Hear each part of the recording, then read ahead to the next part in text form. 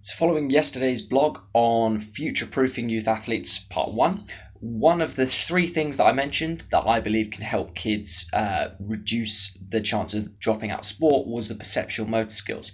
Now, if you've never come across the perceptual motor skills, these are basically what I would call the bedrock beneath the fundamental movement skills, and they are how you use your senses to interpret the world around you. So it's not just useful for sport, it's incredibly important for the academic side of things as well.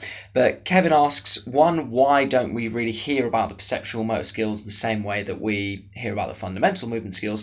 And two, what is the relationship between them? Now, I'll be honest, I've heard of the fundamental movement skill for years, and it's interesting how different coaches classify them. Equally, up until the last couple of years, I'd never heard of the perceptual motor skills. So I just think it's because a lot of people who view physical education literally just look at it as we're doing physical activity of some kind.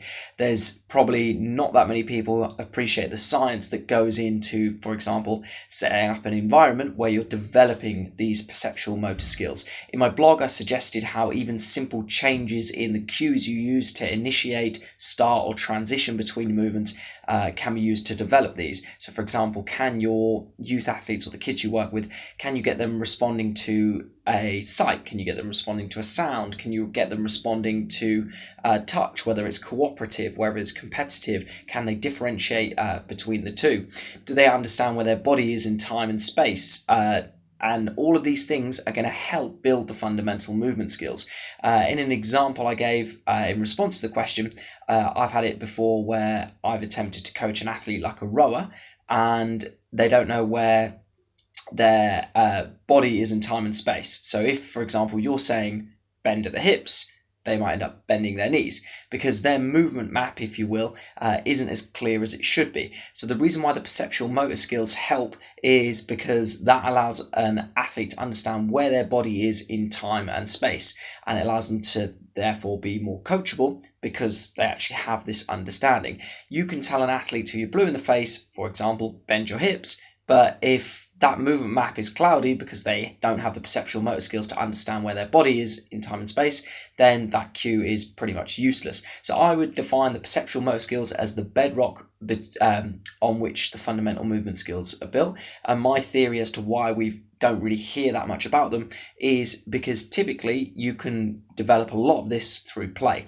In my blog, I mentioned, paraphrasing Brett Clicker's work, that kids would develop this through play back in the day. So, for example, you hang on a branch, your shoulders learn to stabilize themselves. You roll or tumble, you learn basically how not to get dizzy, and your body's used to being upside down. A lot of these things, as I said, developed by default rather than design, but because kids aren't playing the way they used to, they get into secondary school and what they should already have from primary school isn't there. Equally, another reason I think they are underdeveloped is because PE has become basically sport. You speak to a lot of school teachers or kids and they'll say, "What are we doing today?" and you'll reply with a sport. Nothing wrong with that, but oftentimes kids are being thrown into a sport model. So, for example, learning the intricacies of how to spiral pass in rugby or, chess pass in netball and basketball, but they haven't, for example, developed the visual system to be able to track and catch a ball. They haven't developed, for example, tennis is a good one. When you introduce kids to tennis for the first time, they don't understand the difference or the intricacies of how to hit a ball with spin or gently hit a ball because they're used to either barely touching it or smashing it for six. There's nothing in between. Another thing I mentioned in my blog is that kids need to understand tempo and rhythm. A lot of times kids understand slow and they understand fast, but there's kind of nothing in between. There's no medium. And again, this is why another reason why I think it gets missed out is because as soon as we talk about strength and conditioning, we're talking about how far kids can jump, how high they can jump, maybe even how well they can jump. But we don't really play about with the stuff in the middle, which allows kids to interpret where their body is in time and space.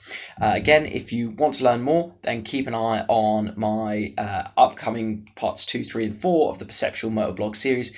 And if you have any further questions, then Drop me a message, as I'm due to be interviewing Brett Clicker of Spiderfit Kids. Check his work out if you haven't already, about all things to do with the perceptual motor skills and developing younger kids before they become athletes.